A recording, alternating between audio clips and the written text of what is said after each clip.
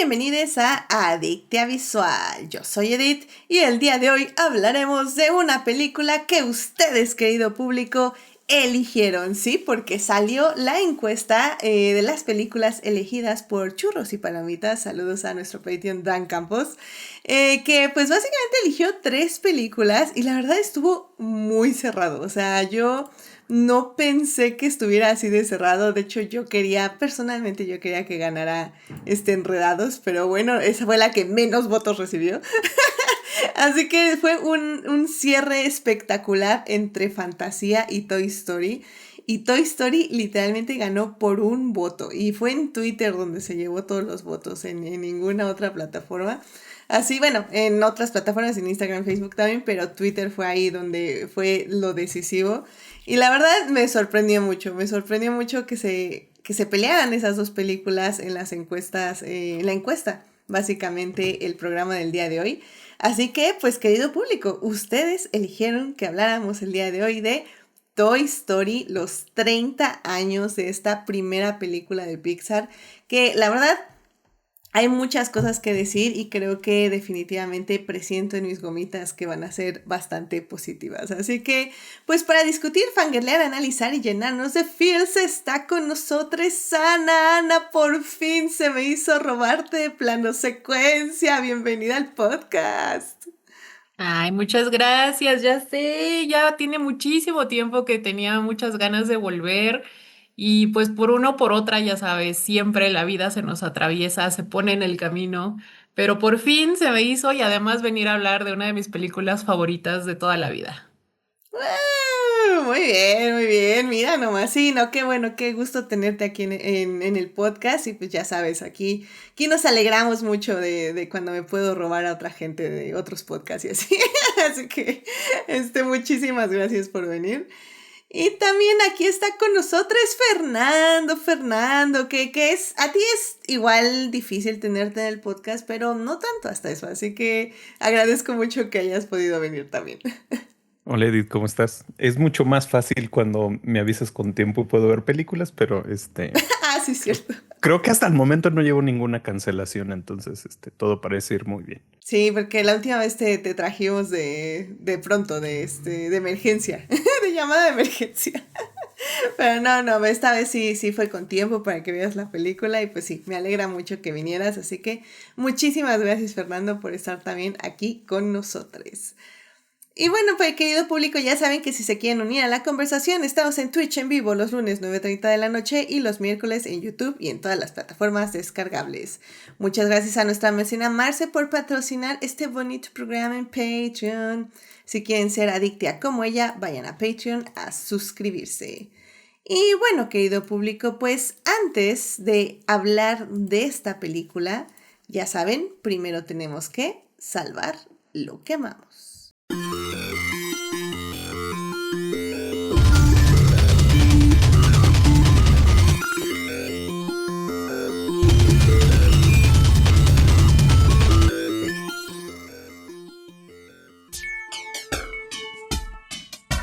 Muy bien, querido público, ya estamos aquí para salvar lo que amamos. Fernando, ¿qué te gustaría compartir con el público esta semana? Pues, la verdad es que el fin de semana se estrenó un disco que era muy esperado por mí, sobre todo porque, ya, no sé si se han dado cuenta, pero últimamente se estrenan como sencillos de cuando salen nueva música o muy rápido o con una periodicidad muy bien pensada como para calentar los ánimos. Entonces, estoy hablando del el nuevo disco de Mammoth, que es una banda, comillas, comillas, porque es básicamente todo lo que está grabado es interpretado por un solo integrante de la banda, que es Wolfgang Van Halen, el hijo de Eddie Van Halen, para la gente que es igual de de grande que yo o más grande, se debe de acordar de Van Halen, un super grupo de rock. Pero lo interesante de Wolfgang es que él toca todos los instrumentos. La verdad es un tipo que es un prodigio. Y pues en los sencillos que había estado sacando, la verdad es que como que abrazó por completo el espíritu de su padre y de su tío. Y creo que este es su tercer álbum como grupo.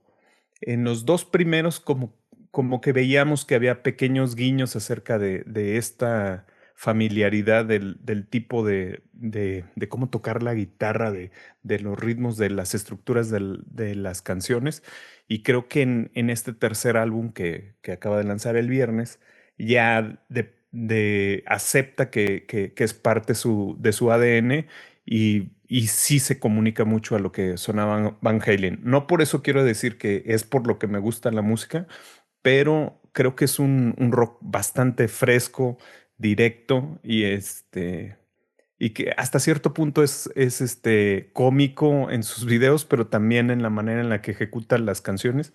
Y pues yo ya sabía que cuando saliera el álbum me iba a encantar, pero pues sí, o sea, creo que es algo muy rescatable para la gente que le gusta el rock. El rock, podemos decir, un poco clásico, le va a llegar muy rápido.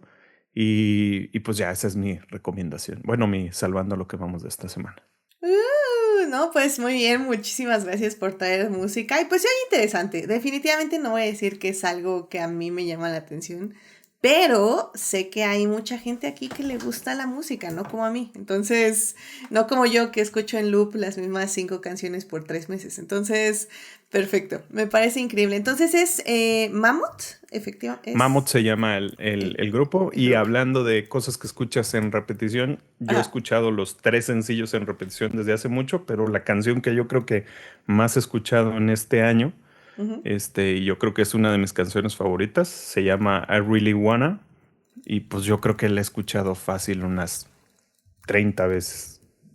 Muy bien, excelente. Muy bien, pues ahí está por la canción por la que pueden empezar también a acercarse a este grupo. Así que me parece excelente. Muchísimas gracias, Fernando, por traer esto con el público. Pues Ana, ¿qué te gustaría compartir con el público esta semana? Bueno, pues yo, híjole, yo también traigo música. Eso.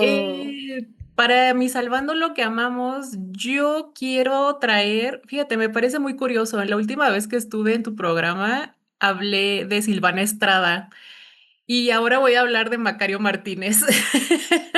Puro neofolk mexicano conmigo y mira que no es mi principal tipo de música que escucho, que me gusta, pero la verdad es que me ha gustado muchísimo.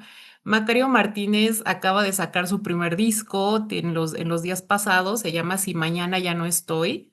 Y bueno, para los que no sepan, Macario Martínez es un chico oriundo de Veracruz.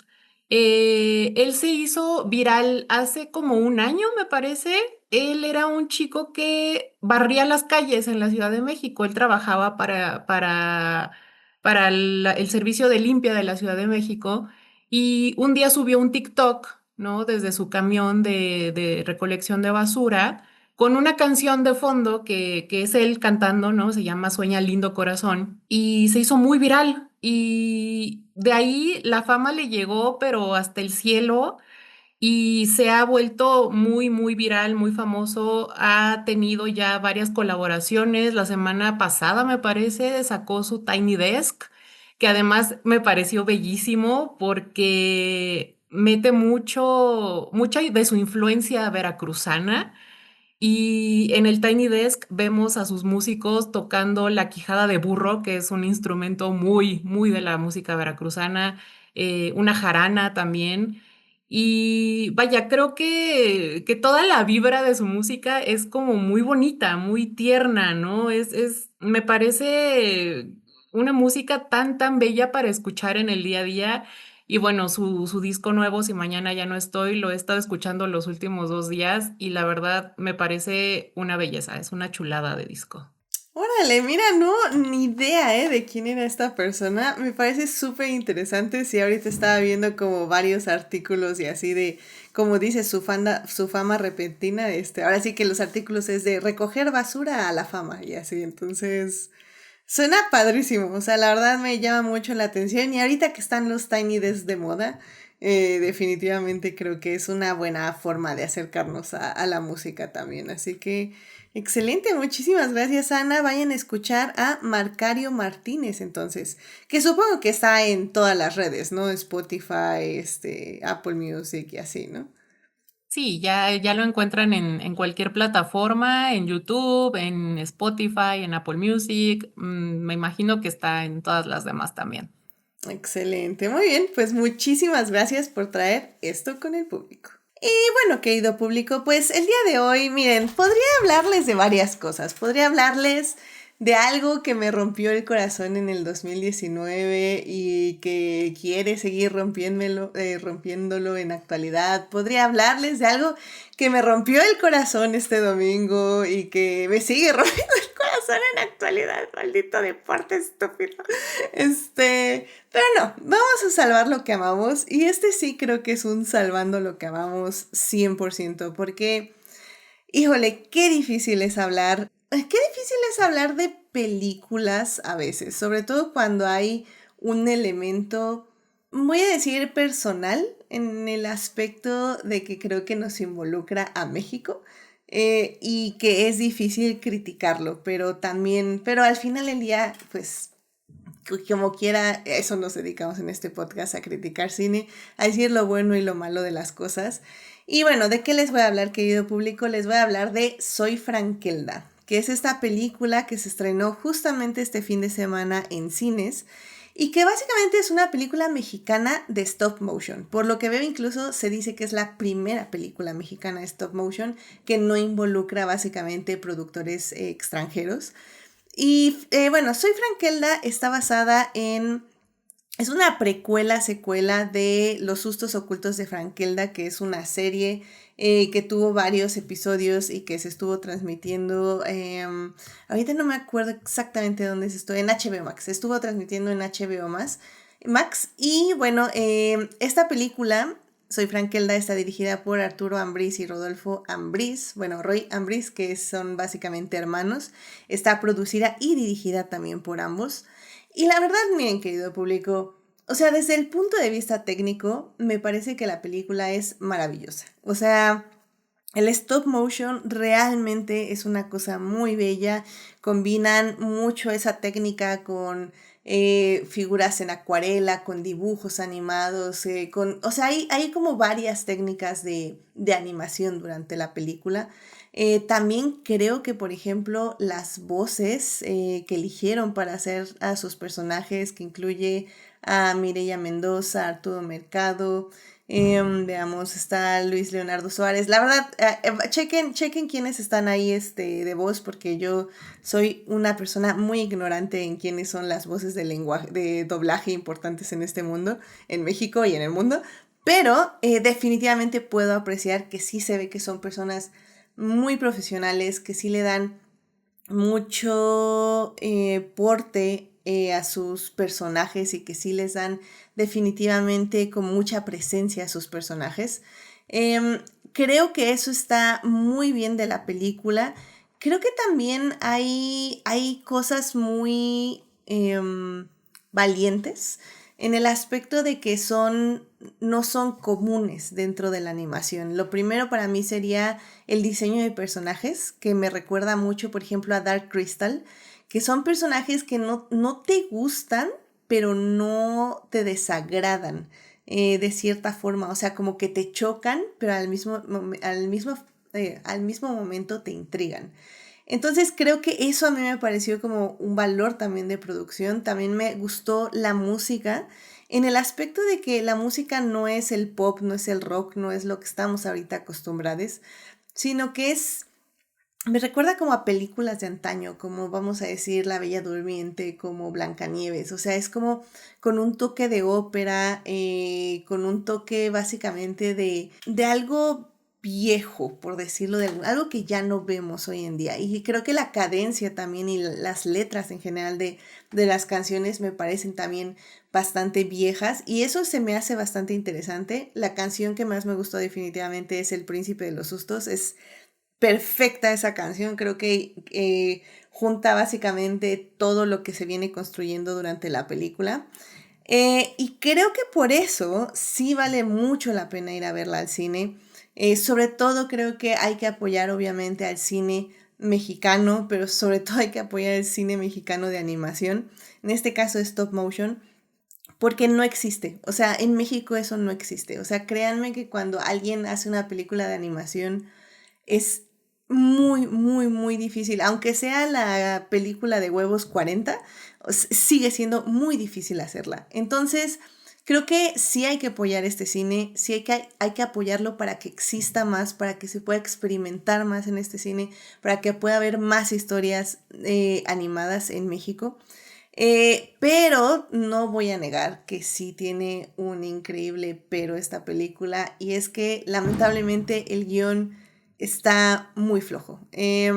Creo que le faltó muchísimo trabajo al guión.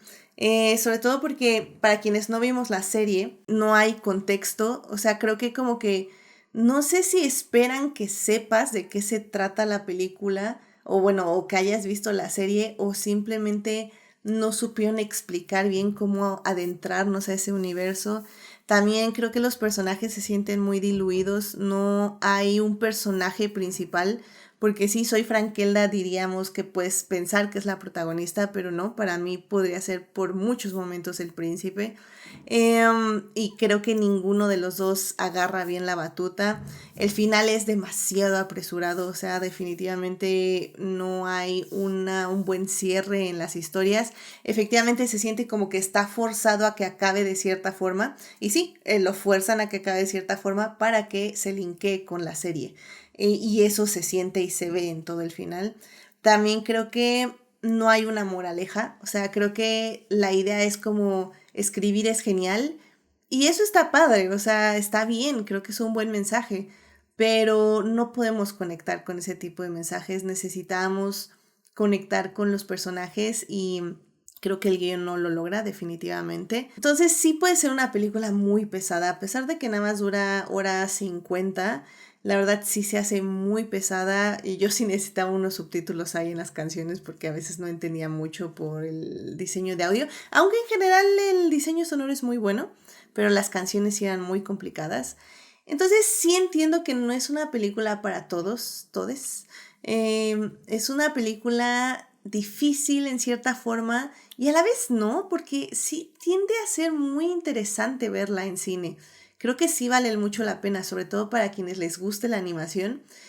Como no está hecha tan limpiamente por el bajo presupuesto, pueden ver como metafóricamente y no tanto los hilos de cómo se hizo la animación, los pequeños errorcitos. Y eso está padre, o sea, creo que a mí me gusta ver eso. Y en cine se aprecia muchísimo. Pero sí, o sea, no voy a negar que definitivamente no es un buen guión. No, no es para nada un buen guión. Pero, como digo, si queremos que haya más películas de animación, si queremos que haya más películas de stop motion, si queremos que haya más errores para que haya más aciertos, definitivamente tenemos que salir y apoyar este tipo de cine. Así que vayan a ver Frankelda. La verdad es que, como digo, vale mucho la pena si les gusta el cine, si les gusta el stop motion, si les gusta la animación. Y creo que pueden salir con algo del cine. Así que vayan a verla y pues ahí me cuentan qué les pareció. Así que bueno, querido público, pues con eso ya nos podemos ir al tema que nos atañe el día de hoy. Así que, sin más, vámonos a hablar de cine.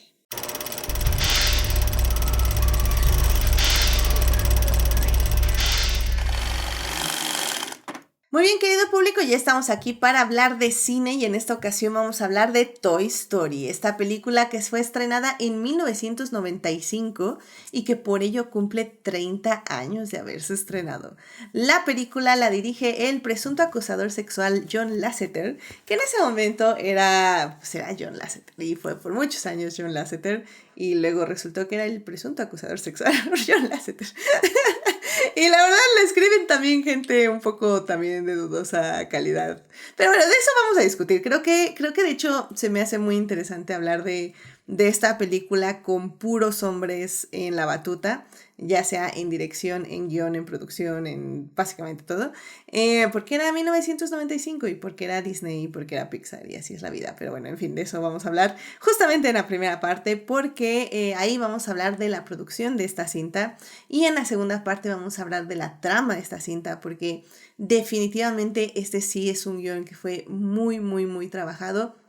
Como digo, no estoy dándole mala palabra ahorita a mi Salvando lo que amamos, sino que realmente esta película no tuvo luz verde hasta que vieron como el 115º guión ya pasado por 1500 manos. Entonces es una interesante producción y eso lo vamos a hablar justamente ahorita. ¿De qué se trata la película? Híjole, gente, si no han visto Toy Story después de 30 años de su estreno, ¡wow! Vayan a ver, o sea, ¡wow! Pero pues básicamente Toy Story nos cuenta la historia de unos juguetes, de la vida de unos juguetes que pues básicamente van a enfrentar un cambio, ya que el juguete preferido de un niño va a recibir un nuevo juguete que es básicamente más nuevo, más de moda, por decirlo de alguna forma, y este juguete no piensa que es un juguete, piensa que realmente es un astronauta, un guardián espacial, como quien dice. Así que vamos a ver todos los cambios que se van a provocar en esta estructura social de los juguetes y pues va a ser como este viaje de aprendizaje. Así que bueno, querido público, sin más, vámonos a la primera parte de este podcast para hablar de esta cinta. Don't you dare feel guilty about your talent. You survived, like witches have been doing for centuries. So you broke the rules. Big deal. That's what kept you alive. That's what makes you special. That's what makes you a witch. Muy bien, querido público, ya estamos aquí en la primera parte de este podcast para hablar de la película que, por cierto, ustedes eligieron en las encuestas de esta semana. Así que muchas gracias a quienes fueron a votar a Twitter, a Facebook y a Instagram, que literalmente estuvo pelea así voto por voto contra Fantasía y pues Toy Story ganó por un voto. Así que qué emoción la encuesta, la verdad no me lo esperaba. Pero bueno, pues justamente como les comentaba, Toy Story cumple 30 años de haberse estrenado la primera película, porque al final del día Toy Story sí se terminó convirtiendo en una saga. Y va a decir Fernando que una saga muy exitosa. Y bueno, no solo lo dice Fernando, lo dicen los números también. Pero yo creo que lo dice el corazón de Fernando, que eso es lo más importante de todo esto. Así que bueno, ahorita le damos la palabra, pero bueno, pues Toy Story, como ya les comentaba, la dirige John Lasseter. Que bueno, ya le vamos a quitar el presunto acosador sexual porque si no nos vamos a tardar mucho cada vez que lo mencionemos. Pero básicamente la dirige este personaje, esta persona. Y pues también cuenta con las voces en inglés de Tom Hanks y Tim Allen, quienes básicamente son los protagonistas. Tom Hanks es Woody, que es el muñeco vaquero juguete favorito de Andy, que es el niño que básicamente es dueño de los juguetes. Y Tim Allen es la voz de Buzz Lightyear, que es básicamente este juguete guardián espacial que llega a disruptir el status quo de todos los juguetes, básicamente. Y bueno, pues realmente Toy Story, creo que para empezar tendríamos que hablar un poco de Disney y un poco de Pixar, en el aspecto de que Toy Story es la primera película de Pixar. Pixar pues siendo esta compañía que básicamente llegó a revolucionar la animación, porque antes de Pixar pues la animación se hacía básicamente a mano, por decirlo de alguna forma. Se hacía con dibujos, se hacía con artistas y llega Pixar a cambiar todo esto. Pixar es financiada, comprada por Steve Jobs en algún punto de los 80s y básicamente le empiezan a inyectar dinero y quieren hacer un primer largometraje que sea hecho completamente en computadora. Entonces, primero hacen este cortometraje, si no mal recuerdo se llama Teen Toy, con lo que pues básicamente muestran la capacidad de Pixar para poder hacer una película hecha completamente en computadora. Y pues luego financian, entre Steve Jobs, entre Lasseter y entre muchos otros, empiezan a juntar dinero para poder hacer el primer largometraje que finalmente sería Toy Story y que pues sería un completo éxito, porque de los 30 millones que costó hacer la película, pues ganarían literalmente 400 millones casi de dólares, sin contar que pues básicamente es una película que sigue dando dinero no solo en secuelas, sino en juguetes, en parques temáticos, en historias, en cortos, en etc, etc, etc, etc. Pero bueno, pues Ana, no sé si tengas tú algún dato curioso que nos puedas dar de la producción o algún sentir que tengas así de Toy Story antes de ir a hablar de la película. Híjole, pues mira, la verdad no conozco tanto, ¿verdad? De animación en general. Pero sí tenía como muy presente este dato, ¿no? De que básicamente Toy Story fue el inicio de Pixar, ¿no? De lo que conocemos ahora como Pixar, el monstruo de animación en el que se convirtió Pixar. Y que, bueno, o sea, a partir de esta película fue que se dio toda esta revolución, ¿no? En cuanto al cine de animación. Y que además Pixar se ha dado a la tarea de perfeccionar, ¿no? La animación con cada película que nos entrega.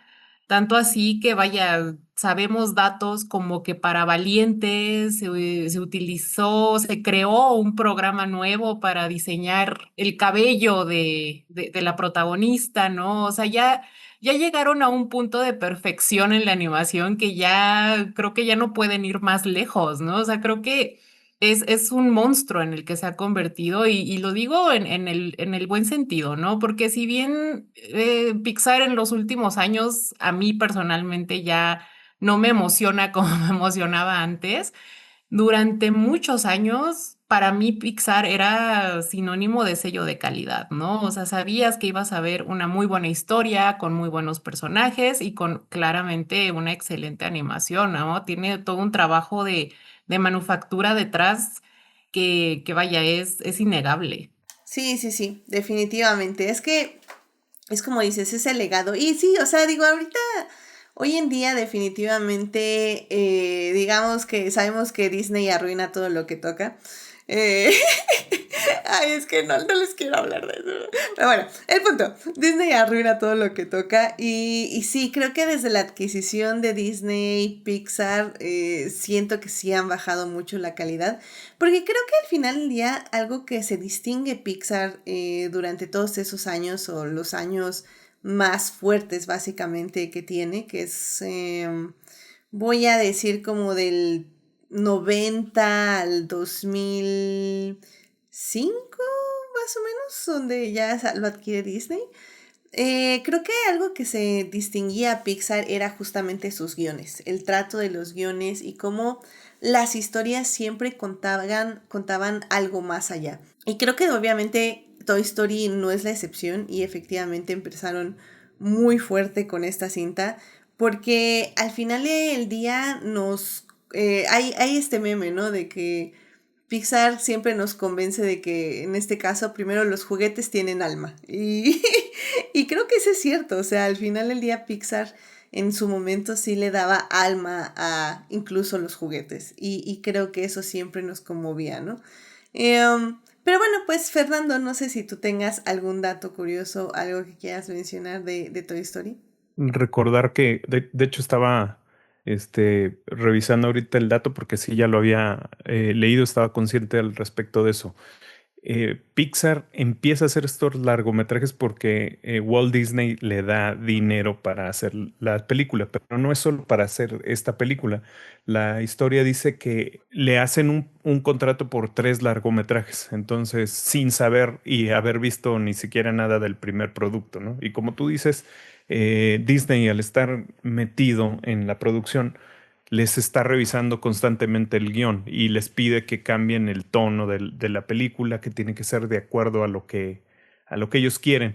Y lo que hace Disney es que expone a Pixar a una presión de crear un producto diferente a la línea que Disney puede usar, ¿no? Porque si pensamos en el momento en que sale Toy Story, pues realmente no tiene como un seguimiento per se de lo que siempre contaba Disney, ¿no? Y también es la manera de exponer todos estos ideas sobre cómo va a ser el futuro de la animación. Yo recuerdo que cuando salió la película fue publicitada así como la película, ¿no? O sea, esto va a cambiar el cine en maneras inexplicables porque ya no se van a necesitar actores y todo va a ser generado por computadora, ya sabes, todo este tipo de discursos que usamos para hablar sobre algo que no conocemos. Entonces se decía que a partir de aquí todas las películas iban a ser en computadora, ¿verdad? Y yo recuerdo que cuando se estrenó la película, yo incluso no la quise ver porque me molestaba mucho le ponía demasiada atención a este ruido de decir, wow, esta super película, pero yo creía que era más por el ánimo de que estaba hecha en computadora, ¿no? Y recuerdo haber visto algunos pequeños cortos y cosas y no me llamó la atención. Pero si lo tomamos en cuenta en perspectiva, o sea, hablan los creadores de que pues, realmente tenían que empezar a desarrollar todos los programas que harían posible eh, pues la generación del movimiento, de que los personajes tuvieran pues esta capacidad de responder a acciones más que animarse en el esquema tradicional. Pues todo esto se fue haciendo poco a poco. Incluso hablan de que no se puede decir que este es un proyecto de una persona. Es un proyecto que está basado en el talento de todos los animadores que estaban ahí. Todos tampoco es como los muchísimos que tiene Pixar ahora, ¿no? Eran un grupo reducido que tenían pocas computadoras. Si uno entra a ver artículos de Pixar de ese entonces, uno ve la computadora con la que se ve que están trabajando y uno dice, ¿de verdad en esa computadora hicieron esto? Realmente no lo sabemos, como tal, qué capacidad tenían estas máquinas, pero sí hablan acerca de la manera en la que tenían que enfocarse. Una de las cosas, ahorita recuerdo, que hablaban mucho es que se querían enfocar en los juguetes y no en las personas, porque tenían sobre todo el interés de que trabajar con lo que se podía. Y como muchas cosas de la animación hacían que se vieran las texturas como plástico, entonces qué mejor manera de seguir usando esto de los juguetes. Tenían mucha facilidad para las figuras completamente geométricas, o sea, para las cosas redondas, para las cosas cuadradas, pero ya que empezabas a hablar de lo que en aquel entonces era el reto, ¿no? O sea, pelo, agua, la luz, en ciertos tipos de exposiciones era muy difícil con la tecnología que había en aquel entonces. Y si vemos la película de Toy Story, que era lo que yo te comentaba en privado, sí ha envejecido muy fuertemente cuando lo vemos en el plano, bueno, ya lo hablaremos un poco más adelante a profundidad, pero sí, es esta sensación de que no hay ¿cómo, cómo decirlo? Una tridimensionalidad real, sino que solo lo que está en primer plano lo sientes como volumétrico. Y esto ya es una cosa muy común ahora cuando vemos películas animadas porque todo lo vemos como muy real por las texturas, por la manera en la que se mueven las cosas. Ese es como en general algunas cosas de las que se habla de la producción de Pixar y de cómo trabajaban en crear lo que era Toy Story. De hecho, ahorita que estabas diciendo todo esto, me recuerdo vagamente, fue en Toy Story donde casi pierden toda la película y que básicamente la tenía guardada una de las animadoras en su casa y por eso la salvaron o algo así, ¿no? No se sabe en esa anécdota, ¿fue en esta? Yo no me acuerdo particularmente de esa anécdota, pero sí me acuerdo que cuando fue el boom de Pixar, todos se acordaban de los estudios, ¿no? De los estudios y que Era como un lugar casi un Disneyland, pero para animar. Pero cuando ves las, como las fotos y todo lo que era Pixar cuando hacían Toy Story, pues realmente era como tipos trabajando en su casa. Sí. Entonces sí me suena como lógico lo que estás diciendo, porque creo, si mal no recuerdo, incluso hay un dato que dice cuántas computadoras pudieron comprar para animar. O sea, y era una cosa así como 5 computadoras. Sí.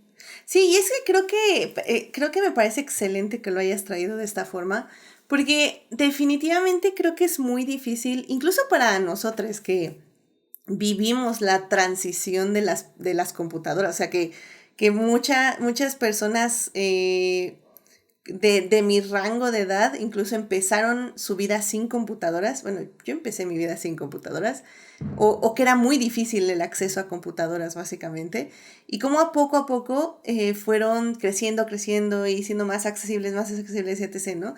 Y creo que a veces es difícil pensar 30 años, a veces se siente como si fuera ayer y a veces se siente como hace 29.700 millones de años. Pero sí, o sea, hace 30 años, como bien dices, o sea, una computadora no era fácil de conseguir, no era lo que es ahora, literalmente tenían el espacio de lo que ahora tenemos en un USB.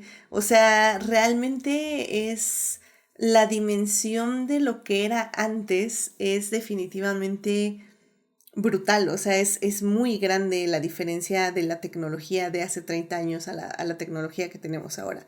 Y con esa tecnología, evidentemente, fue con la que pudieron animar esta película, lo cual efectivamente a mí me parece increíble, porque a pesar de ser una producción Disney, seguía siendo en cierta forma cine independiente.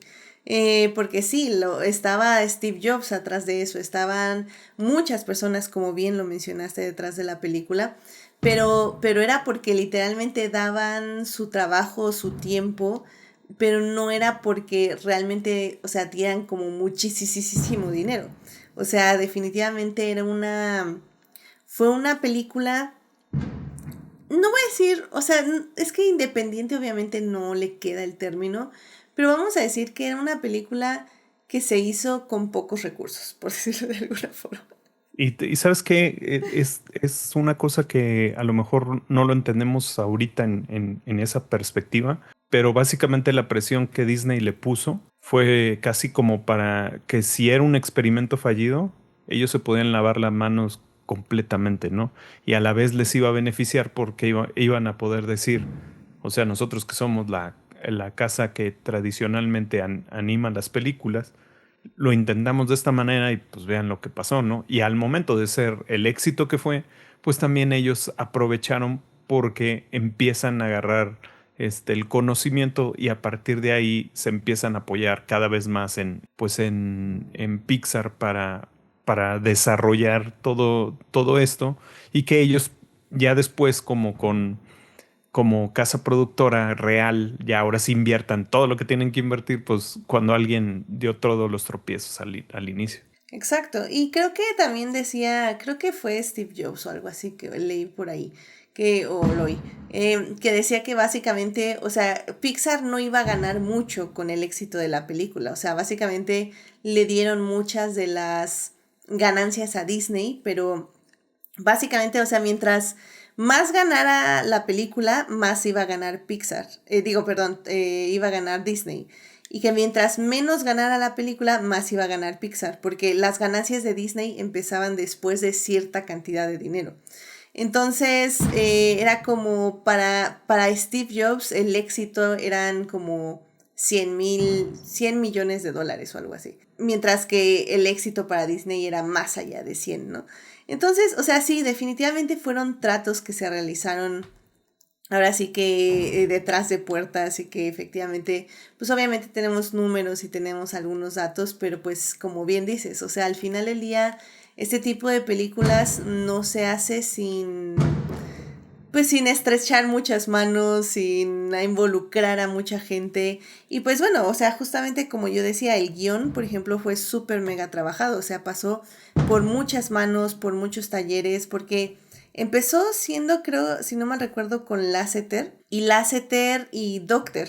De hecho, fue que dijeron, no, pues es que, ¿sabes qué? Tenemos esta idea, pero pues no somos guionistas, entonces vamos a un seminario y luego vamos a dárselo a tal persona y luego tráete a otra persona y luego, que tu amigo del primo, ven, también tráelo para ya empezar la edición del guión.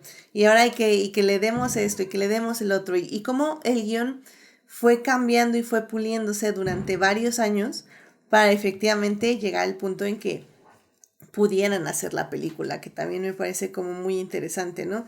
Y es que a veces siento que también como personas que nos gusta el cine, tenemos esta idea de cuánto tardan haciéndose unas películas, pero al final del día no sabemos, o sea, no es broma cuando decimos que, por ejemplo, hace unas semanas que hablábamos de Black Swan, que no me acuerdo si dijimos este dato, pero Aronofsky ya tenía el guión de Black Swan hace 10 años antes de hacerla y ya había hablado con Natalie Portman de la película, pero tuvieron que pasar 10 años para que consiguiera el dinero, para que para que se hiciera un buen guión, para literalmente todo, o sea, para que se juntaran todos los astros para poder hacer la película. Y creo que eso es un poco lo que pasa también con Toy Story. Como dices bien, Fernando, fue un experimento de Pixar y digo más bien un experimento de Disney y fue toda la apuesta de Pixar, o sea, literalmente la vida de Pixar, el hecho de que existiera,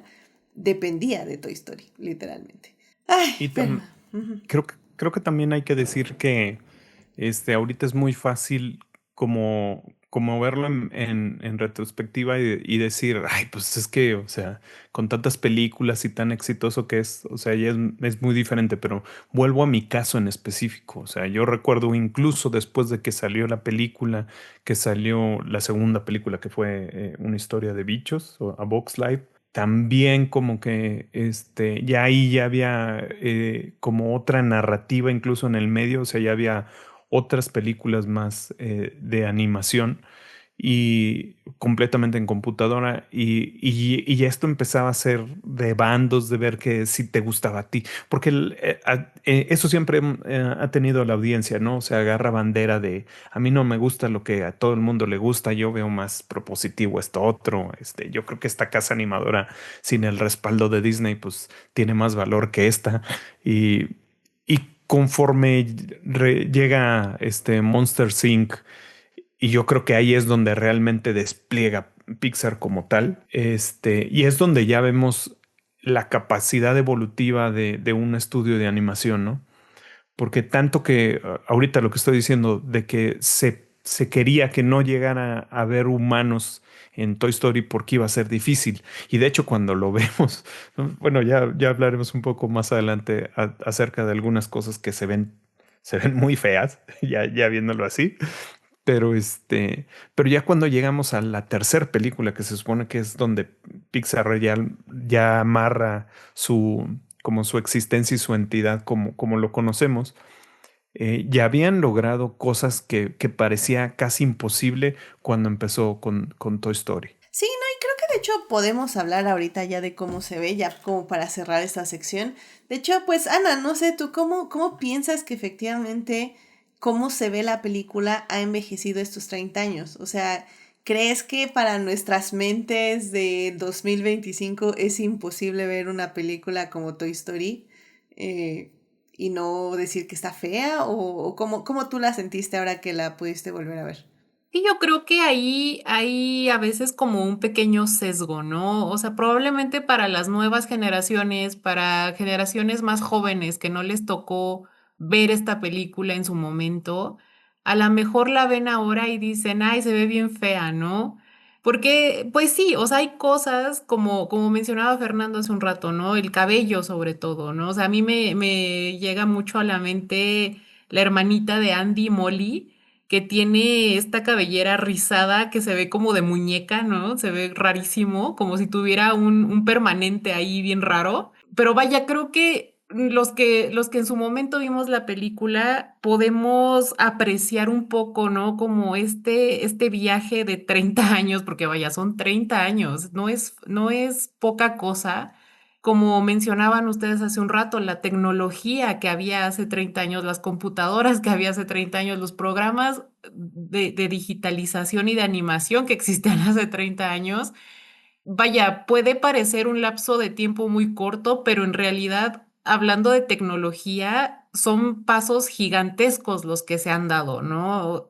Ahora, en 2025, vemos animaciones increíbles que se ven casi reales, con unas texturas que prácticamente puedes tocar. Y te regresas a ver Toy Story y a lo mejor sí, de repente ves el cabello medio extraño, los movimientos, ¿no? De repente como que medio trabaditos, medio acartonados, pero creo que en realidad habría que verlo justo con esta perspectiva del tiempo, ¿no? De tomar en cuenta que 30 años hablando de animación, hablando de tecnología, en realidad son muchísimos, muchísimos años. Entonces, a mí no me parece que haya envejecido tan mal. Sí se ve envejecida, por supuesto, pero no me parece que sea imposible de ver, ¿no? Y claro, hay que verlo con los ojos pensando en este gran paso del tiempo y en los pasos agigantados que se ha dado la tecnología, ¿no? O sea, estamos hablando de que hace 30 años ni siquiera teníamos celulares, ¿no? Vaya, la gente común no tenía celulares, ¿no? A lo mejor gente de mucho dinero los tenía y de todos modos eran esos tabiques que solo servían para hacer llamadas, ¿no? No tenía nada que ver con el iPhone que ahora todos tienen, que tiene acceso a internet, que tiene para hacer absolutamente todo.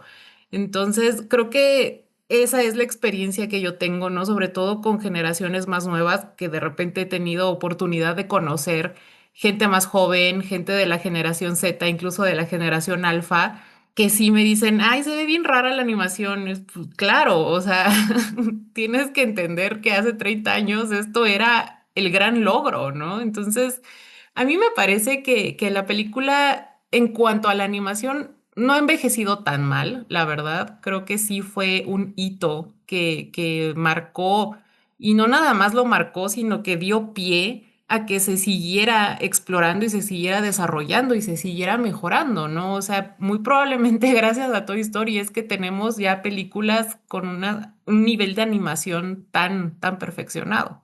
Exacto. Sí, como yo decía hace el ratito, o sea, al final del día hay que empezar por algún lado. Y Toy Story fue donde empezamos y creo que fue un gran avance. Y sí, yo estoy completamente de acuerdo contigo. O sea, al final del día, creo, yo siempre he dicho, o sea, lo más importante de una película a veces ni siquiera es cómo luce, es lo que cuenta. Y creo que ahí radica su fuerza. O sea, al final del día, ¿por qué Flow tuvo tanto éxito? O sea, personalmente, de hecho no hablamos de ella en el podcast porque yo no, a mí no me encantó, pero conectó con muchísima gente. O sea, aquí en México fue súper mega amada. Y lo que yo te decía, Ana, al inicio del podcast, antes de empezar, era que, o sea, Flow se ve creo que en peor calidad que Toy Story de hace 30 años, literal. Y aún así fue amada por la gente. ¿Por qué? Pues porque contó una historia que les pareció conmovedora, que de resiliencia, de supervivencia, que definitivamente conectó con mucha gente y les pareció muy linda. Entonces, yo creo que sí, puede parecer un poquito raras ciertas cosas de tu historia ahorita, el día de hoy, pero sinceramente yo también creo que no es malo. O sea, no es algo que no se pueda ver, que no se pueda disfrutar. Creo que a los 5 o 10 minutos te acostumbras y ya puedes ver perfectamente la película. Entonces sí, yo también estoy de acuerdo que envejeció bien en el aspecto que no hay forma de que envejezca mal. O sea, creo que resalta, creo que podemos hablar de cuando algo envejece mal, cuando por ejemplo es Gollum en El Señor de los Anillos, o sea, cuando está interactuando con cosas verdaderas, donde ya la animación resalta y salta y choca con lo que está a su alrededor. Pero pues en un mundo construido de computadora para una película donde todo, absolutamente cada uno de los elementos son hechos por computadora, de un mismo estilo, de una misma forma, sinceramente a mí, o sea, yo creo que no puede envejecer mal. O sea, nada más puede que tu opinión acerca de la animación cambie y puede que no te guste, pero al final del día, pues es lo que es, ¿no? Pero bueno, Fernando, unas últimas palabras, que si quieres dar algunas últimas palabras para ya, ahora sí pasamos a hablar de la película. No, a mí en general lo que digo que se me hace que, o sea, envejeció mal, es por el hecho de que te das cuenta de ciertas cosas que eran limitaciones de la época, ¿no? La que para mí es la más, lo que acaba de decir Ana del pelo de la hermana de Andy es, que está, parece que está como pegado, ¿no? O sea, no se le ve nada de volumen, se le ve todo así como estático. Pero lo que sí realmente es el perro. Es el perro que sale hasta como que te quedas, está medio cuadrado, raro, chistoso. Y luego cuando está corriendo, está como muy, no sé, o sea, es obvio, son las limitaciones de la época, pero cuando lo ves, dices, se ve, no sé, me causa como ya, que pase otra cosa, porque no puedo dejar de ver los errores, bueno, no los errores, o sea, las limitaciones que había de animación en esa época. Más bien a eso es a lo que creo que me refiero.